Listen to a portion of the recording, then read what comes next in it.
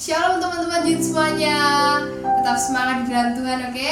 Sebentar lagi kita akan mulai ibadah Yud pada sore hari ini. Sebelumnya kita mau berdoa terlebih dahulu. Terima kasih Tuhan, hati kami bersyukur karena memiliki Allah seperti Engkau ya Tuhan. Sebentar lagi kami akan memulai ibadah kami pada sore malam hari ini ya Tuhan. Engkau pimpin kami ya Tuhan, mulai dari awal, pertengahan hingga akhirnya.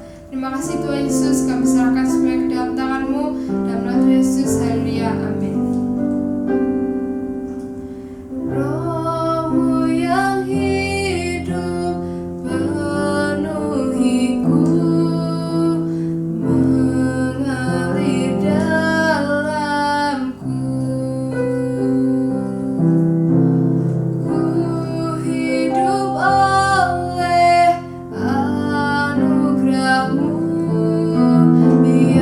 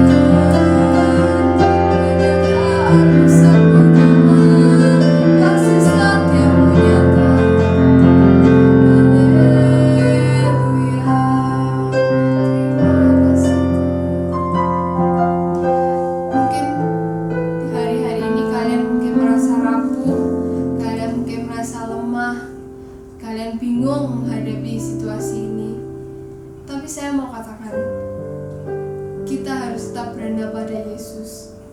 Karena dengan berandal kepada Dia, kita akan baik-baik saja. Tetap percaya, tetap andalkan Tuhan di dalam hidupmu, dan percaya kalau semua penyertaannya selalu beserta kamu.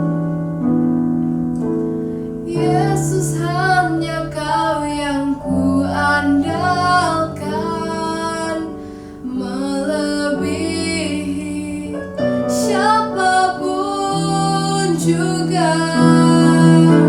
Yesus, hanya Kau yang ku percaya. Di setiap waktu tiada lain yang ku andalkan selain Kau. Yesus, hanya Kau yang ku andalkan, melebihi siapapun juga.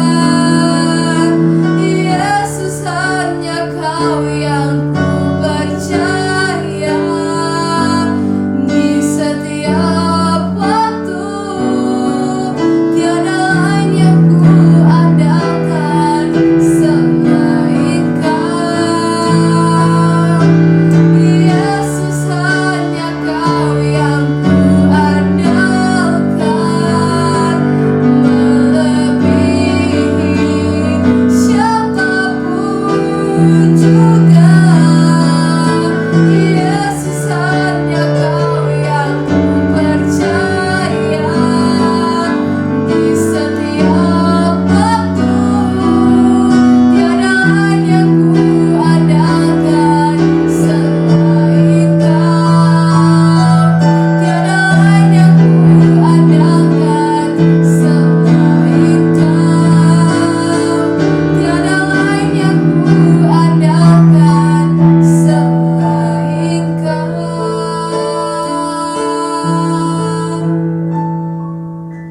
Yesus.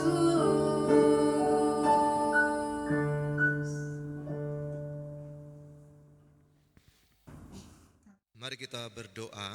Tuhan Yesus, kami bersyukur sekali jikalau pada hari ini kami bersama bisa menikmati firman melalui media online. Tuhan memberkati kami semua supaya perjumpaan ini menjadi berkat bagi semua yang menikmatinya.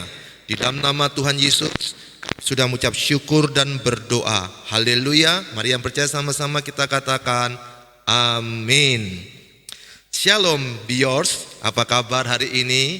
Saya senang bisa berjumpa dengan kalian semua. Mungkin lagi santai ya, lagi menikmati dengan duduk-duduk dengan camilan. Oke lah, tidak ada masalah.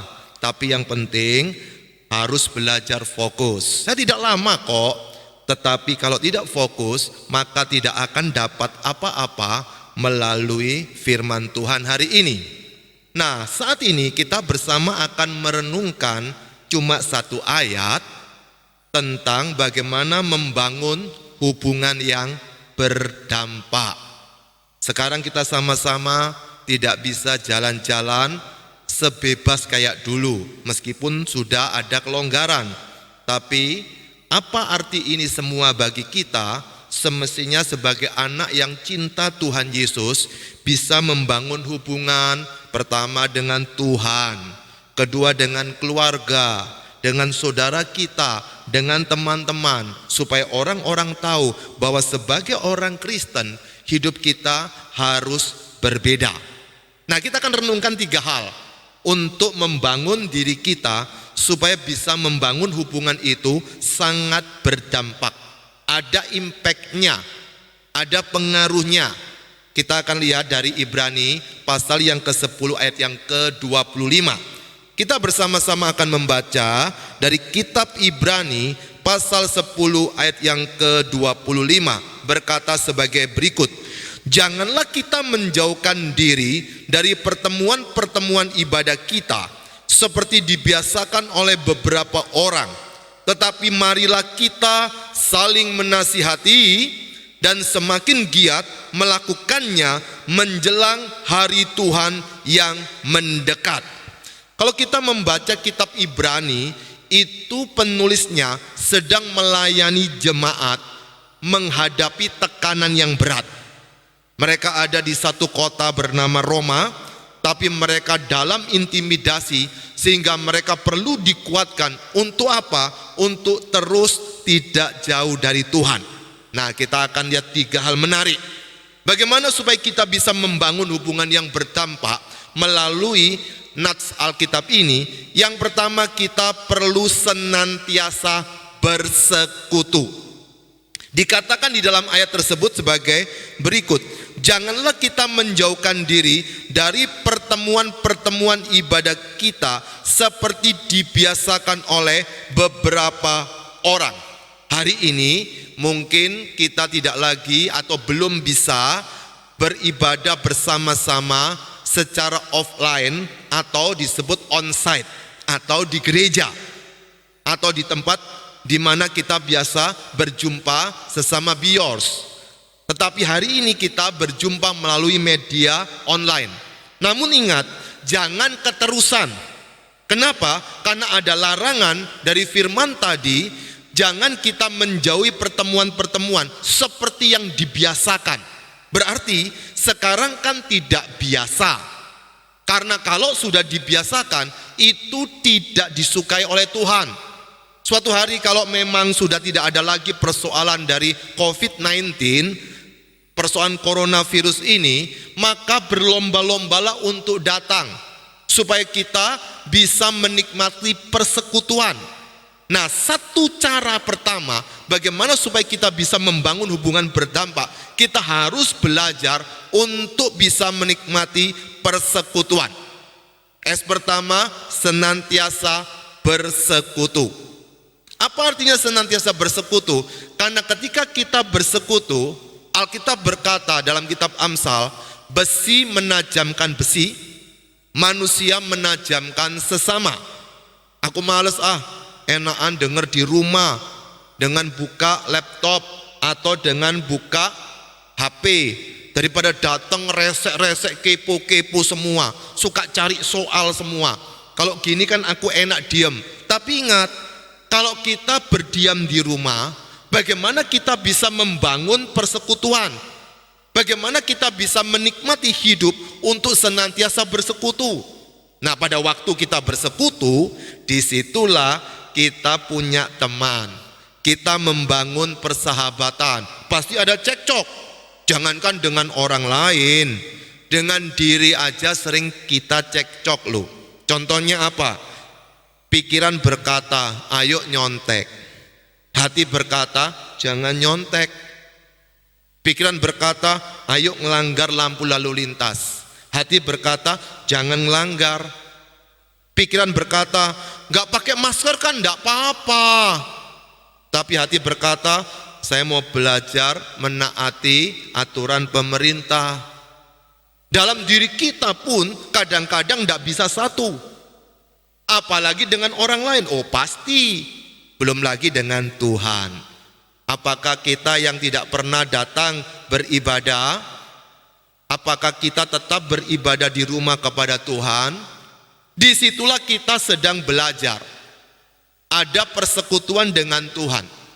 Tetapi apa yang sedang dibicarakan dengan Ibrani pasal 10:25 adalah bagaimana kita bisa membangun persekutuan dengan teman-teman kita seiman. Supaya apa? Bisa saling berbagi kesaksian, berbagi cerita. Pada waktu kita bersekutu di situ, kita bisa menikmati satu kekuatan untuk bisa menikmati persoalan yang kedua, yaitu saling menasihati. Dikatakan di situ, tetapi marilah kita saling menasihati. Apa artinya menasihati? Bukan seperti kita ketika menasihati, kamu harus begini ya, kamu harus begitu ya. Nah, mungkin kita nggak seneng kayak begitu toh.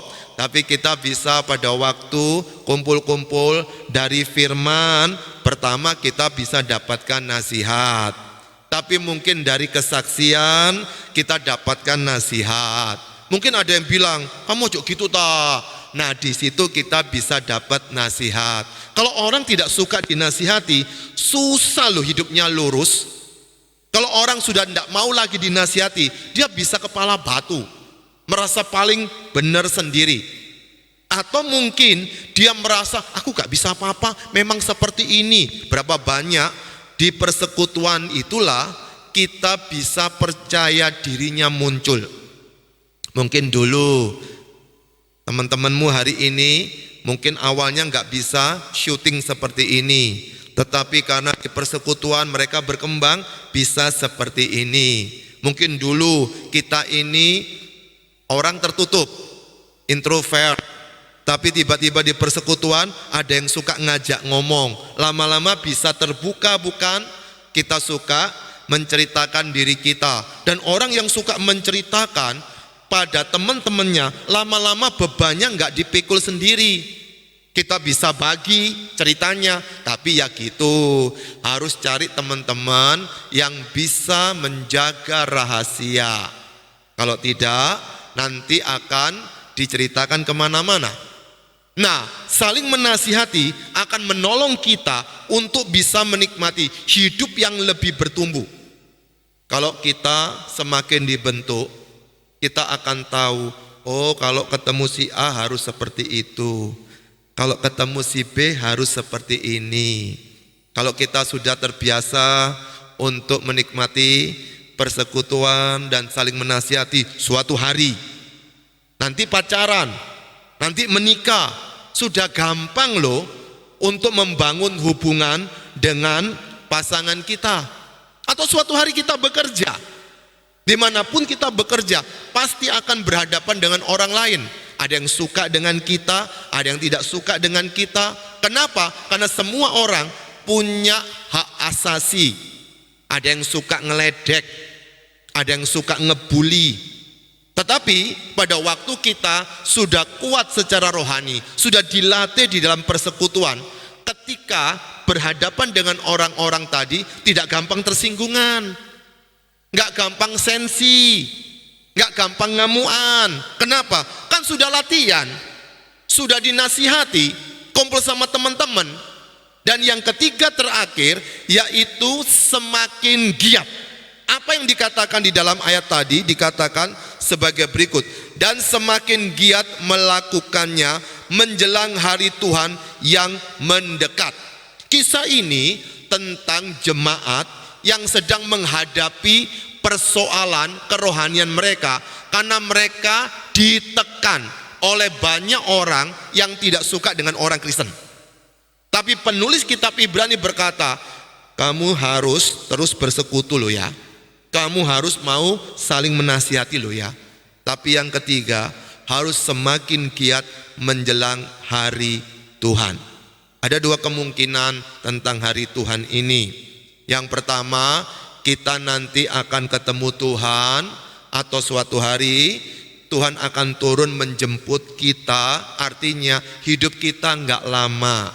Maka itu ya, biors, mumpung masih kuat, mumpung masih semangat, mumpung ada orang tua yang bayarin uang sekolah atau uang kuliah, mumpung masih bisa minta makan kepada papa dan mama, ayo semakin giat, harus semakin produktif, harus semakin kreatif, semakin inovatif, sehingga banyak orang bisa lihat, ya ampun, setelah 3 bulanan tidak keluar atau 4 bulan tidak keluar rumah, ketika keluar kok jadi tambah hebat ya. Kok jadi tambah sopan ya? Kok jadi tambah baik ya? Nah, disinilah kita perlu bersekutu. Ketika ada di keluarga, kita membentuk diri kita. Tapi nanti bersekutu ketika sudah kumpul-kumpul lagi, orang-orang bisa tahu hasil persekutuan tadi membuat kita terima banyak nasihat. Dan jangan lupa harus semakin giat. Banyak orang sukanya bersekutu, suka kumpul-kumpul, tapi tidak suka dinasihati. Gampang sensian, gampang ngambekan, gampang kecewa, gampang merotoli, mangkelan. Kenapa? karena tidak mau membuka diri menerima nasihat dari teman-temannya, atau dari firman Tuhan, atau dari pengkhotbah. Nggak suka. Tapi kalau suka dinasihati, belum selesai. Pak Pendeta, aku ini suka bersekutu loh. Tapi perlu suka menerima nasihat. Ya, aku sudah bersekutu, aku suka menerima nasihat. Tapi jangan lupa yang ketiga, harus giat. Tidak boleh berdiam diri. Tidak cuma duduk, kemudian di situ dengar, tapi perlu giat. Pikirkan bagaimana Biors ini semakin berkembang. Bagaimana bisa membawa banyak orang kepada Yesus. Bagaimana orang lebih senang untuk datang. Kita sama-sama kan tidak lama di dunia ini. Oleh sebab itu kita perlu giat selama masih ada kesempatan. Tidak tahu sampai kapan. Selama masa tidak bisa kemana-mana pandemi ini, saya semakin giat dalam hidup saya. Saya mengeluarkan beberapa video untuk YouTube di Salam Hati Gembira maupun di IG Salam Hati Gembira.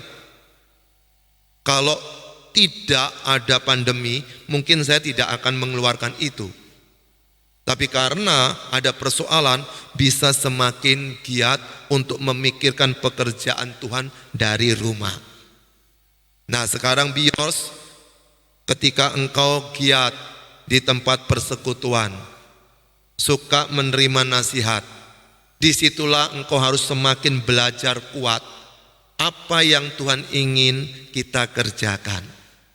Dan ketika kita sudah giat, disitulah kita akan jadi berkat bagi orang banyak. Nah sekarang mungkin di rumah bersekutu dengan kakak adik atau dengan orang tua, atau mungkin melalui WhatsApp group, atau melalui grup-grup yang lain, WA group dan lain-lainnya.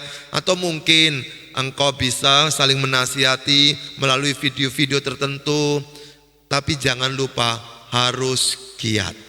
Dan nanti ketika sudah bersekutu kembali tempat ini, ketiganya harus dilakukan, karena itu yang akan menyenangkan hati Tuhan. Bagaimana dengan Biors? Maukah kita menikmati firman ini menjadi bagian hidup kita sama-sama? Mari kita tunduk kepala yuk. Kita akan berdoa. Silakan tunduk kepala. Saya berikan waktu 15 detik hari ini. Dimanapun Biors berada, berdoalah sendiri. Berkat apa yang kalian dapat melalui firman Tuhan hari ini? Silakan engkau berdoa.